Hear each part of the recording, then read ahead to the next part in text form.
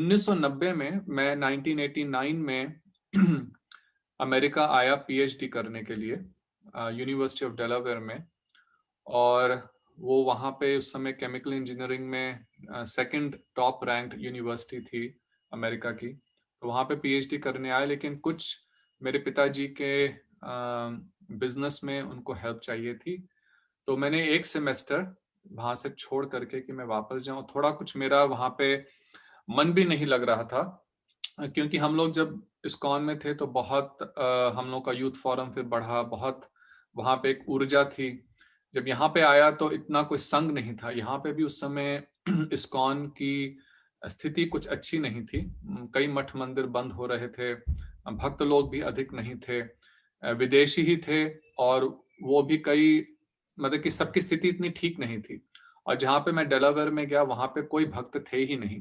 तो हर समय एक मन में बड़ा वो लगता था कि भक्तों का संग नहीं है। तो खैर मैं उस समय इंडिया गया, और मन में ये भी क्षोभ था कि मैं अपनी यूनिवर्सिटी से छोड़ करके, अपनी पढ़ाई छोड़ करके वापस जा रहा हूँ। परंतु उसके पीछे भी क्या कारण था उस समय नहीं समझ आया। परंतु तभी, क्योंकि मैं वापस इंडिया गया 1990 में, शायद मैं फरवरी के मार्च में वापस आया, और उसी वर्ष फिर प्रभुपाद जी के तिरुभाव दिवस पर हम लोग वृंदावन जा रहे थे, और फिएट गाड़ी में। तब गाड़ियों के अंदर, आज तो जो इंडिया में गाड़ियां हैं आप आगे दो लोग ही बैठ सकते हैं, उस समय पूरी एक सीट होती थी, कितने लोग भी चाहे बैठ जाएं, है ना। तो हम लोग फिएट में 8-8 लोग बैठ करके 9-9 लोग भी एडजस्ट हो जाते थे। तो रामचंद्र प्रभु जी थे, मैं था, मेरे पिताजी, माताजी, मेरी बहन वृंदा, और छोटा भाई ब्रजेश, और एक हमारे गुरु भाई जो मेरे ब्रदर इन लॉ भी हैं, कल्की प्रभु, वे भी थे। और साथ में हमारा ड्राइवर भी था, क्योंकि ड्राइवर गाड़ी चला रहा था। तो आप देख लीजिए कि 9 लोग थे हम लोग गाड़ी के अंदर। और हम लोग मथुरा वृंदावन जा रहे थे प्रभुपाद जी के तिरुभाव दिवस के लिए। तो जब छठीकरा पहुंचे तो वहां पे एक मृत कोई पशु था, उसको बाज उसको खा रहा था, उसके ऊपर बैठा हुआ था। तो जैसे, क्योंकि उस समय मथुरा रोड पे अधिक ट्रैफिक नहीं होता था, बहुत हार्डली कोई गाड़ी होती थी। तो जैसे ही गाड़ी वहां से गई तो वो एकदम उड़ करके, जब उड़ा तो हमारी विंडशील्ड से टकराया, और विंडशील्ड टुकड़े टुकड़े हो गई। परंतु आश्चर्य की बात कि टूट करके हमारे ऊपर किसी के ऊपर नहीं आए, किसी को भी चोट नहीं लगी, लेकिन विंडशील्ड के टुकड़े टुकड़े हो गए। पर हम लोग छठी करा पे ही थे, किसी प्रकार से हम कृष्ण बलराम मंदिर में पहुंचे। और वहां पे फिर हम लोगों ने, क्योंकि उस समय वृंदावन में कोई ऑटो शॉप नहीं थी, आजकल है कि नहीं मुझे नहीं मालूम, अब तो वृंदावन में भी बहुत लोगों के पास गाड़ियां हैं, तो अवश्य कोई ना कोई मैकेनिक शॉप होगी, लेकिन उस समय कोई मैकेनिक शॉप नहीं थी। तो हम लोगों ने कार्यक्रम अटेंड करा, तो फिर शाम के समय हम लोग मथुरा गए। तो क्योंकि रामचंद्र प्रभु जी जो इस समय ह्यूस्टन में आए हुए हैं, रामचंद्र प्रभु जी मथुरा में ही पले बड़े थे, तो उनको कुछ मालूम था। तो वे हमें मथुरा लेकर के गए। वहां पे हम लोगों ने, आज भी वो जो जितने सीन हैं वो बिल्कुल फ्रेश मेरे स्मरण में है। वहां पे वो जो मैकेनिक शॉप ठीक कर रहा था, उसके सामने ही बहुत बड़ा कोई यूनिवर्सिटी, कोई कॉलेज था, उसका बहुत बड़ा मैदान था। और प्रभु जी अपने विषय में बता रहे थे कि कैसे वो मथुरा में जन्मे पढ़े, लेकिन उनके पिताजी क्योंकि भक्ति में इतना उनकी रुचि नहीं थी, तो वो कह रहे थे कि मथुरा में रहते हुए भी मैं कभी जन्मभूमि जाता था, कृष्ण जन्मभूमि, लेकिन वहां पे जो अंग्रेज लोग आते थे उनको देखने के लिए और उनसे इंग्लिश में बात करने के लिए, लेकिन वहां रहते हुए कभी वो कृष्ण जन्मभूमि के अंदर नहीं गए मंदिर के। तो इस तरह से वो हमें अपने संस्मरण बता रहे थे। करते करते थोड़ा सा समय हो गया, और फिर हम लोग जब वापस जा रहे थे तो वापस में देखा तो वहां पे ये मठ था। तो रामचंद्र प्रभु जी शायद एक बार उससे पहले वहां पे केशव जी गौड़िया मठ आए थे, एक पुरुषोत्तम प्रभु ने उनको लेके आए थे, शायद जहां तक मुझे मालूम है एक बार वो वहां पे आए थे कि शायद नहीं आए थे। तो क्योंकि वो हम लोगों का वापस जाने का रास्ता वहीं से था। असल में हुआ क्या, वो अपना पुराना घर हमें दिखाते हुए, हमने जब गाड़ी ठीक कराई तो उनका ठीक है मैं तुम्हें अपना पुराना घर दिखाता हूँ जहाँ हम लोग रहते थे। तो वो रूट ऐसा बना ना, तो हम लोग, क्योंकि हमें तो शाम को वहां पहुंचना था, मंदिर में 7 बजे संध्या आरती होती है, तो काफी हम लोगों के यूथ फोरम के भी लोग आए हुए थे मंदिर में, तो हमें वापस पहुंचना था। परंतु वो रूट ऐसा बना, हम लोग वहां से गए तो केशव जी गौड़िया मठ, केशव जी गौड़िया मठ, तो वहां पे तो रामचंद्र प्रभु जी ने कहा कि यहाँ पे ऊपर चल के दर्शन करें। तो हमने कहा ठीक है, तो हम दर्शन करने गए। तो आप जब सीढ़ियां चढ़ के जाएं तो दाहिनी तरफ पे मंदिर का मंदिर है। तो उस समय उसके बाएं तरफ सीढ़ियां चढ़ करके गुरुदेव का छोटा सा कमरा था। तो हम जब ऊपर चढ़े तो वहां पे एक लकड़ी की कुर्सी पे, बहुत ही साधारण लकड़ी की कुर्सी पे गुरुदेव बैठे हुए थे और उनके पास कुछ भक्त बैठे हुए थे। तो उनको देख करके मुझे वही 4 वर्ष पूर्व की जो स्मृति थी कि मैंने इन दिव्य पुरुष के दर्शन करे थे। देखिए उस समय उनकी बहुत बड़ी दाढ़ी थी, क्योंकि हम लोग के मठ में जब जब चतुर्मास होता है तो 2 महीने दाढ़ी नहीं काटते, और 2 महीने का तो जब कार्तिक का जो, क्योंकि जब प्रभुपाद जी का तिरुभाव का समय आता है तो वो कुछ कार्तिक के आखिरी के 10-15 दिन में आता है। तो उस समय गुरुदेव की काफी बड़ी दाढ़ी थी जब मैंने उनको पहली बार 1986 में देखा।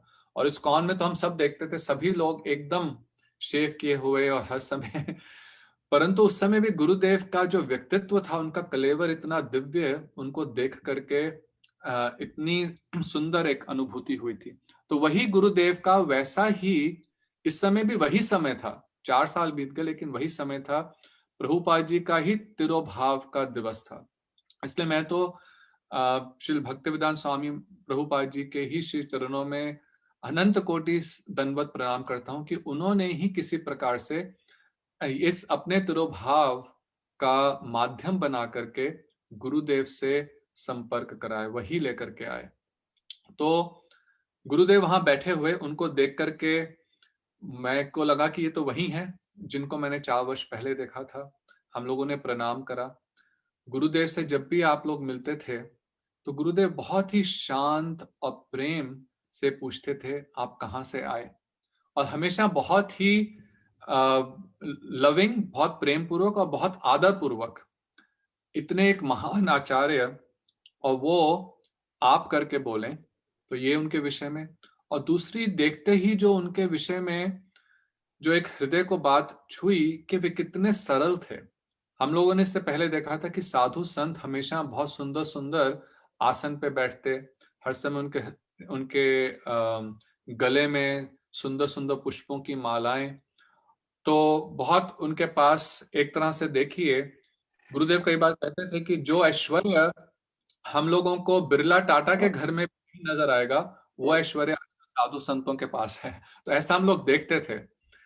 परंतु गुरुदेव इतने सरल, और वहां पे एक वो जो कुर्सी थी गुरुदेव के कमरे के बाहर होती थी, और बहुत ही सिंपल सी, आधी तो वो टूटी हुई थी, उस पे गुरुदेव बैठे। तो हम लोगों ने उनसे बताया कि हम लोग कृष्ण बलराम यहाँ से इस्कॉन से आए हैं, यहाँ से निकल रहे थे तो ऊपर दर्शन करने के लिए आए। तो गुरुदेव ने थोड़ा परिचय पूछा। तो उस समय गुरुदेव वहां से निकलने की तैयारी में थे। कहाँ जा रहे थे वे? वृंदावन ही जा रहे थे, और वृंदावन में भी कृष्ण बलराम मंदिर के पास ही जा रहे थे। क्यों? क्योंकि अभी कुछ दिन पहले ही, कुछ 10 दिन पहले ही गुरुदेव की हार्ट की एंजियोप्लास्टी हुई थी। तो उसके बाद विश्राम करना आवश्यक है। तो विश्राम करने के लिए तमाल कृष्ण महाराज जो इस्कॉन में जीबीसी थे, गुरु थे, उनका बिल्कुल कृष्ण बलराम मंदिर के 2 कदम पे ही उनका अपना स्थान था।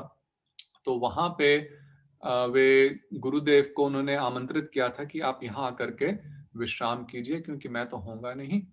तो गुरुदेव ने उनका आमंत्रण स्वीकार किया था, तो वहां पे वे वृंदावन जा रहे थे। तो ये सुनकर के मैंने गुरुदेव को कहा कि हम भी वृंदावन ही जा रहे हैं, तो आप हमारे साथ चलिए, हमारे पास गाड़ी है। आप तो गुरुदेव उस समय, क्योंकि हम लोग, मेरे माता पिता कृष्ण बलराम के गेस्ट हाउस में ही थे, तो हम लोग सिर्फ तो वो लोग हमारे साथ नहीं आए थे, बाकी हम लोग सब थे। रामचंद्र प्रभु मेरा ड्राइवर था, मेरी बहन, मेरा छोटा भाई, मैं और साथ में कल्कि प्रभु, हम सब थे, लेकिन मेरे बस माता पिता साथ में नहीं थे। तो उस समय मैंने फिर गुरुदेव को कहा, तो आप वो कह रहे हैं हम भी चल रहे हैं। तो कैसे जा रहे हैं वृंदावन? फटफटिया से। फटफटिया, आप तो आप शायद अभी भी वृंदावन में होंगी, जो कि एक तो थ्री व्हीलर होता है, और ये है कि जिसमें ड्राइवर के साथ भी लोग बैठे हैं, पीछे भी दो वो हैं, और ऐसे करके काफी। नहीं, अभी नहीं है। अब नहीं है ना? अच्छा। अब नहीं उसको है, अब बैन हो गया। अभी सारा, अभी थोड़ा डिसेंट वाला आ गया सारा अभी। ई रिक्शा हो गई। तो वो फटफटिया में तो आवाज इतनी आती थी, थ्री व्हीलर में फिर थोड़ी कम आवाज आती थी, फटफटिया में तो बहुत ही ज्यादा आवाज। तो गुरुदेव के बहुत ही साधारण दो बैग्स के अंदर उनके वस्त्र, और फिर वो उन्होंने कहा हम फटफटिया में जा रहे हैं, वो और नवीन कृष्ण प्रभु जो अब पूज्यपाद माधव महाराज जी। तो ये सुनकर के मुझे बहुत ही आश्चर्य हुआ कि हमने तो देखा है कि जितने भी साधु संत सन्यासी इस्कॉन में विशेषकर, उनके सबके पास बहुत अच्छी अच्छी गाड़ियां हैं, और इनके पास तो कोई गाड़ी भी नहीं है, तो ये फटफटिया में जाएंगे। तो उनसे फिर हमने ये सुनकर के निवेदन किया कि आप कृपया हमारे साथ चलिए, हम लोग तो वृंदावन ही जा रहे हैं। तो गुरुदेव ने कहा कि नहीं, आपको मैं तकलीफ नहीं देना चाहता। देखिए, गुरुदेव का एक एक जो वाक्य है, उसके अंदर अनंत शिक्षाएं होती थी। उनका व्यक्तित्व कैसा है, उसका हमें आभास अनुभव होता था, और अपने हर वाक्य के साथ वो इतनी गूढ़ शिक्षा देते थे। अब इसी को जो उन्होंने कहा, उसी पे पूरा हम लोग 1 घंटा बात कर सकते हैं। परंतु गुरुदेव, सबसे पहले जब गुरुदेव, और ये गुरुदेव की जो उनसे पहली ही इस भेंट में जो एक अनुभव हुआ, कि जब गुरुदेव कुछ भी कहते थे, वो 100% अनुभूति से और स्वाभाविकता से कहते थे। इससे पहले भी कई बहुत सीनियर लोगों के, सन्यासियों के हम लोगों ने प्रवचन सुने थे। वो बहुत सुंदर सुंदर प्रवचन करते थे, बड़े लॉजिकल, क्योंकि उस समय हम आईआईटी में पढ़ते तो बड़ी लॉजिकल प्रीचिंग करना, कि लाइफ कहाँ से आई, और साइंस के बारे में हमेशा क्वेश्चन करना। तो हम लोग अब थोड़ा सा इस्कॉन का भी प्रचार दूसरे रूप का हो गया, उस समय प्रचार अलग रूप से था। तो बहुत लॉजिकल हर चीज इस तरह से करना, और तो परंतु जब हम लोग प्रचार प्रवचन करने के बाद जब उन्हीं के साथ अलग से बैठते थे, तो एक अलग ही उनका व्यक्तित्व सामने आता था। तो परंतु जो गुरुदेव का व्यक्तित्व था, वो हर समय जब वो प्रवचन कर रहे हैं, जो अपने से किसी के साथ 1-to-1 बातचीत कर रहे हैं, वार्तालाप कर रहे हैं, हर समय वे वही थे। उनका स्वभाव, उनका व्यक्तित्व, जो वे कहते थे उसका पालन करते थे। उनका जीवन ही, वे तो नित्य सिद्ध परिकर हैं श्रीमती राधिका के। तो परंतु फिर भी जिस प्रकार से उनका व्यक्तित्व था, वो हर चीज बहुत स्वाभाविकता से कहते थे। जब उन्होंने कहा कि आपको तकलीफ नहीं देना चाहते, वो केवल इसका एक नाटक नहीं कर रहे थे। कई बार हम लोग अपनी दैन्यता का नाटक करते हैं। मैं अपने, विशेषकर अपने लिए तो कह सकता हूं, हृदय में दीनता तो किंचित मात्र भी नहीं है। हृदय में हम चाहते हैं कि लोग हमारी ग्लोरिफिकेशन करें। हृदय में हम चाहते हैं कोई आकर के हमें कोई अच्छी भेंट दे, कि हमें बहुत अच्छा सब कुछ मिले। परंतु जब कोई आकर कोई कहता है, तो हम लोग दीनता, नहीं प्रभु जी, नहीं नहीं, I don't want this, I am just a humble servant. तो मैं अपने विषय में कह रहा हूं कि हम लोग एक दीनता का एक ढोंग करते हैं। परंतु गुरुदेव ने जब कहा कि नहीं, मैं आपको तकलीफ नहीं देना चाहता, तो उनके उनके वाक्य में वो इतनी स्वाभाविकता थी कि वास्तव में ही वो हमें तकलीफ नहीं देना चाहते थे, कि मैं, तुम लोग अपनी गाड़ी में आए हो, तुम लोग इतने लोग हो, मैं तुम्हारे साथ बैठूंगा। तो हमने कहा नहीं गुरुदेव, आप महाराज जी, आप हम में से कोई 2 लोग फटफटिया में चले जाएंगे, आप गाड़ी में जाइए, क्योंकि मैं को ये एडमिट नहीं कर पा रहा था कि कैसे कितने महान संत फटफटिया में जाएं और हम भी उसी रास्ते से वृंदावन जा रहे हैं, लेकिन हम लोग गाड़ी में बैठ करके जाएं। तो गुरुदेव से बहुत तो अनुरोध करा। अच्छा, अब जब गुरुदेव वहां से चलने, तो गुरुदेव से बहुत अनुरोध करने के बाद जब गुरुदेव ने ये 100% कंफर्म कर दिया कि हमें किसी प्रकार की तकलीफ नहीं होगी, फिर गुरुदेव ने ये भी कहा कि तुम लोग साथ ही चलो, हम लोग सब एडजस्ट कर लेंगे गाड़ी में। तो वो मुझे एक और आश्चर्य हुआ कि हम लोग ऑलरेडी 7 लोग गाड़ी में हैं, तो उसके साथ ये तो वही जैसे 9 फिर दोबारा से कैसे एडजस्ट करेंगे। तो उनका नहीं, आपको तकलीफ नहीं हो तो हम लोग एडजस्ट कर लेंगे। तो ये भी हम लोग जब चले, तो एक और उस समय जो मैंने देखा कि गुरुदेव के पास कुछ भक्त थे, कुछ ब्रह्मचारी, बहुत ही मठ सिंपल। इससे पहले हम लोगों ने जो मंदिर देखे थे सब बहुत भव्य मंदिर, अगर भव्य नहीं भी थे तो बहुत वहां पे फैसिलिटीज थी। लेकिन यहाँ केशव जी गौड़िया मठ बहुत ही साधारण, और बहुत साधारण भक्त सबके, जब उन्होंने वस्त्र भी पहने हुए थे सबके बहुत ही साधारण वस्त्र, और कुछ वहां पे मथुरावासी भी बैठे हुए थे। जब गुरुदेव वहां से चलने लगे तो जो उन लोगों का भाव था, जिस प्रकार से उन लोगों ने क्रंदन करना शुरू करा कि गुरुदेव जा रहे हैं, ये देख करके भी मुझे बहुत ही आश्चर्य हुआ कि गुरुदेव तो सिर्फ मथुरा से वृंदावन ही तो जा रहे हैं, और वहां तो कुछ अधिक दूर भी नहीं है। तो और इससे पहले भी मैंने देखा था कि सन्यासी लोग जाते हैं, आए मठ में आए जा रहे हैं, लेकिन किसी शिष्य के ऐसा भाव नहीं देखा कि उनके जाने पे कोई क्रंदन कर रहा है। लेकिन गुरुदेव जा रहे हैं और सबके सब रो रहे हैं। तो ये देख करके भी गुरुदेव का कितना इन लोगों के साथ प्रेम होगा, इसका मैं तो मेरे तो समझ से उस समय पार था कि ऐसा भी किसी का गुरु के प्रति इतना प्रेम हो सकता